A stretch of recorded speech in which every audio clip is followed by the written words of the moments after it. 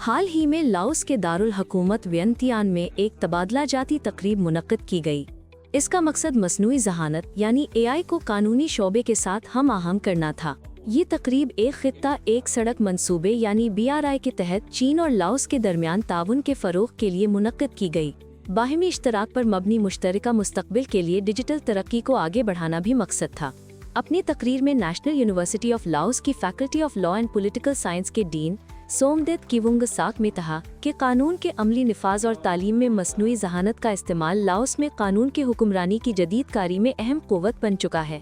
उनका कहना था कि फैकल्टी मुतल्लिका चीनी इदारों के साथ ताउन को मज़ीद फ़रोग़ देगी ताकि आलमी विजन और तकनीकी महारत रखने वाली नई नस्ल के कानूनी माहिरीन को मुश्तरका तौर पर तैयार किया जा सके। डीहिन लॉ ऑफिसेज लाओस के डायरेक्टर जिया हुई ने वीडियो खिताब में कहा कि मसनूई ज़हानत कानूनी खिदमात की साख्त और मंतिक में इनक़िलाब ला रही है। उन्होंने कहा कि उनकी लॉ फर्म गैर मुल्की कानूनी खिदमात, आलमी सालसी, तामीली जायजे और खुदकार मुआहिदा साजी में AI टेक्नोलॉजी के अमली इस्तेमाल को फ़रोग़ देगी।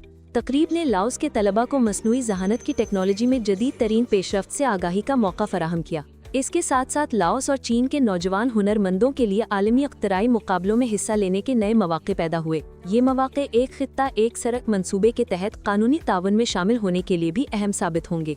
इस मौके पर एक जद्दत पसंदाना मुकाबले का भी तफसीली तारुफ पेश किया गया, जिसमें मुतअद्दिद प्रोग्राम शामिल है और ये चीन और आसियान रुकन ममालिक की यूनिवर्सिटियों, तहकीकी इदारों और जदीद कारोबारी इदारों के लिए खुला है।